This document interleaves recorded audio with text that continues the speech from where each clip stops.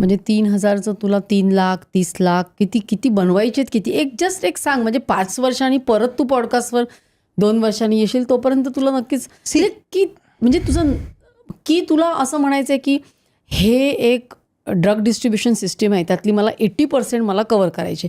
What is काहीतरी गोल असणार ना? नाही, गोल माझं 140 करोड लोक आहेत, ते 80% वगैरे मी बघत नाही. ते 3 लाखांनी करू की 30 लाखांनी करू, माझा फायनल गोल 140 करोड लोक आहेत. म्हणजे अजून 5 वर्षानंतर 150 जरी झाले तर मग 150 करोड लोक. म्हणजे प्रत्येकाने जेनेरिक आधारमधनं औषध घेतलं पाहिजे. त्यांचाच फायदा आहे त्याच्यात. So that is an ultimate goal, that is a ultimate हेतू, what I can say on. आणि जर का इंडिया, आय से दॅट इंडियामध्ये जरी नीट काम केलं आपण, इंडियामध्ये 1/4 पॉप्युलेशन आहे एंटायर वर्ल्डचं. ॲज अन ऑन्टरप्रेनर मला वाटतं या वयामध्ये मी जेवढं आपलं देश, इंडिया नाही म्हणत मी, भारत जेवढं मी फिरलो आहे ते मला वाटत नाही या वयामध्ये कोण फिरलं असेल.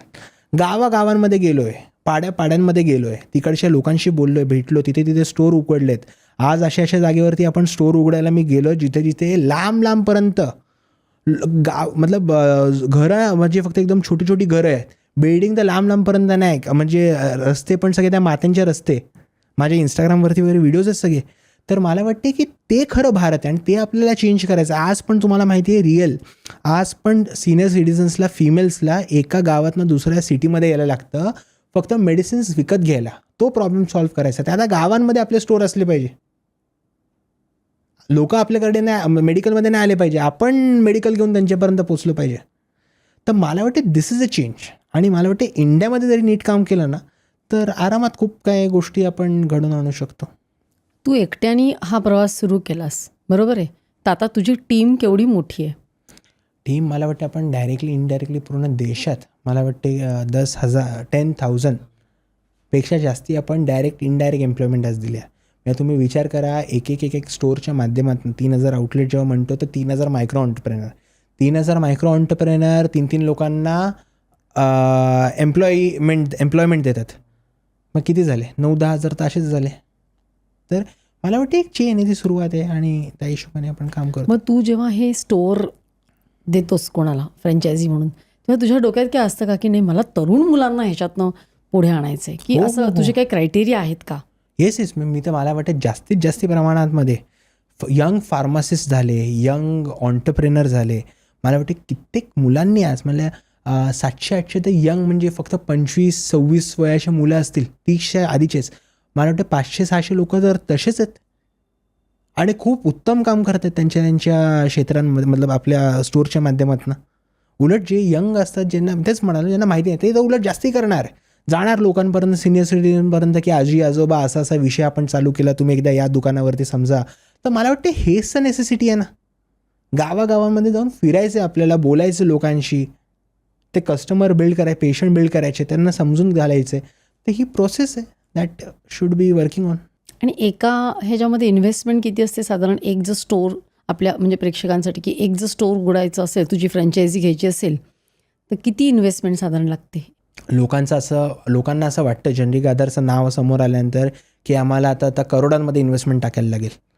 मी काय केलं आहे, ह्याच्या अख्खं उलटं करून टाकलं. आपण फक्त 1 लाख रुपयामध्ये आपण आपली फ्रँचायझी देतो लोकांना. 1 लाखामध्ये?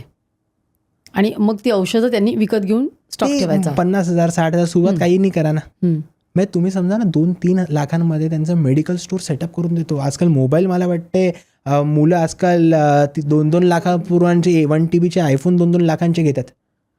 स्वतःचा बिझनेस आपण उभा करून देतो 2-2, 3-3 लाख. आणि त्यांचं ब्रेक इव्हन कधी होणार? ते असे आता डिपेंड आहे. आता जसं म्हणालो, मेहनत करणारा असेल तर तो 3 महिन्यात पण करतो. आता मला ब्रेक इव्हनचा सोडा, मला एक गोष्ट सांगा, 2-3 लाख रुपये टाकलेत, ब्रेक इव्हन काय म्हणजे त्यांना किती मेडिसिनचं रोजच्या रोज, जर का महिना जरी तुम्ही पकडात, कमीतल्या कमी एक साधातला साधा मेडिकल आपल्या आजूबाजूच्या घरातला महिन्याला 5 ते 10 लाख रुपयांची मेडिसिन्स विकतो. चला, याने 2-3 लाखाची जरी विकली, एक्झाम्पल देतो तुम्हाला, 40% किती झाले? 2-3 महिन्यामध्ये त्याचं म्हणजे आता जर का तो बोलेल की मग दुपारी दुकान बंद करून मी बसणार, झोपणार मी मस्तपैकी, तर मग मी काय देव नाही वाचू शकत. मला वाटते तर मेहनत करायची गोष्ट इन प्रॅक्टिकल आहे. तर दॅट इज इम्पॉर्टंट थिंग. आता ज्याच्याविषयी आता म्हणजे खूप वुमन्स आहेत, हाऊसवाईफ्स त्यांच्या घराच्या खाली त्यांनी स्टोअर टाकले. त्यांचं घर पण सांभाळत आहेत, मेडिकल स्टोअरवरनं लोकांना सेवा पण उपलब्ध करून देत आहेत. सो मला वाटते की this is an kind of supporting hand what we are giving towards. आणि लोकांना एम्प्लॉयमेंट मिळते आज विदाऊट डुईंग हे. 1 लाख 2 लाख म्हणजे काहीच नाही, म्हणजे कुणी रेज करू शकतं.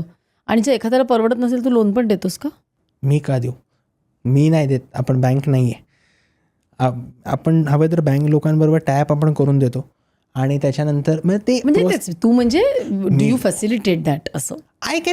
We will facilitate. मला वाटते लोन म्हणजे आज 2-3 लाख रुपये यंगस्टर्स अरेंज करतात, असं नाही की म्हणजे. आणि जर का असेल तर आपण त्यांना कुठनं ना कुठनं तरी आपण बोलतो की ही बँक आहे, ह्याच्याबरोबर तू जोडून घे, सो अँड सो. तर त्यांच्या बेसिस गॅरंटीवरती they can take the things. आता एक मला असा प्रश्न पडला आहे की तू हे खूप चांगलं कार्य करतो आहेस, पण मोठे मोठे फार्मा म्हणजे अगदी मोठ्या मोठ्या बाहेरच्या देशातले आज त्यांचं इन्कम खूप कमी झालेलं आहे, बरोबर आहे? तुझ्यामुळे काही सेलच होत नसेल तर कमी ते झालंय. तुला तर ते तुला रिॲक्ट कसे करतात? सुरुवातीला तर लोकांनी मला म्हणजे जेव्हा मी सुरुवात केलेलं तेव्हा मला खूप छोटे छोटे इकडनं तिकडनं मला भीती वाटायची. म्हणजे काय होतं की ड्रग माफिया हा खूप इंडस्ट्री जी आहे, ड्रग माफिया ओरिएंटेड इंडस्ट्री आहे, ज्याच्यामध्ये जर का आपण कोणाचे 10 रुपये वाचवतो आहे तर त्या MNC कंपनीचा लॉस तर होणारच ना. तर मी त्या 10, 15, 20 लोकांचा विचार नाही केला, मी 140 करोड लोकांचा विचार केला. आणि सुरुवातीला काय झालं की माझ्या एजमुळे लोकांनी मला सिरियसलीच घेतलं नाही. ते फायद्याचं ठरलं तुला? खूप फायद्याचं ठरलं की म्हणजे लोकांना वाटलं की हा करून पण कितीच करेल. मग त्याच्यानंतर आपले कृष्ण आले रतन टाटा सरांच्या रूपाने माझ्याकडे. मग त्याच्यानंतर हा तो प्रश्न मी नंतर घेते, अर्जुना मागचा कृष्ण कोण. हां पण आधी मला या ड्रग माफियांनी काय केलं तुला ते सांग. नाही, सुरुवातीला तर मग ॲज अन इंडिव्हिज्युअल भीती तर वाटायची. लोक इकडनं तिकडनं स्टोरीज सांगायचे. ॲज पर असं मला काय कधी असं डायरेक्ट कोणी तिकडचे लोकल असतील तर ते मला म्हणायचे हे सब दुकान वगैरे मत चालू करो, इधर ऐसा मत करो वैसा मत करो, हम लोग ये कर देंगे वो कर देंगे. मी तेव्हा सिरियसली नाही घेतलं लोकांना. आणि मग त्याच्यानंतर मग सुरू झाला प्रवास तो तिकडनं. मग आज सगळीकडे मी मागच्या 2 वर्षापूर्वी उत्तर प्रदेशमध्ये एक स्टोअरच्या ओपनिंगला गेलेलो मी. मग तिकडनं काहीतरी लोकल ड्रग माफियास वगैरे असतील. मग तिकडनं थोडंसं तिथे थ्रेट झालेला. मग मला वाटते की ॲज अन ऑन्टरप्रेनर जर का तुम्हाला करायची इच्छा असते तर या सगळ्या गोष्टींवरती तुम्ही फोकस नाही केला पाहिजे. ही क्लिप शेवटपर्यंत बघितल्याबद्दल खूप खूप धन्यवाद. संपूर्ण एपिसोड बघण्यासाठी खाली दिलेल्या लिंकवर क्लिक करा आणि सर्व काही चॅनलला सबस्क्राईब करायला विसरू नका.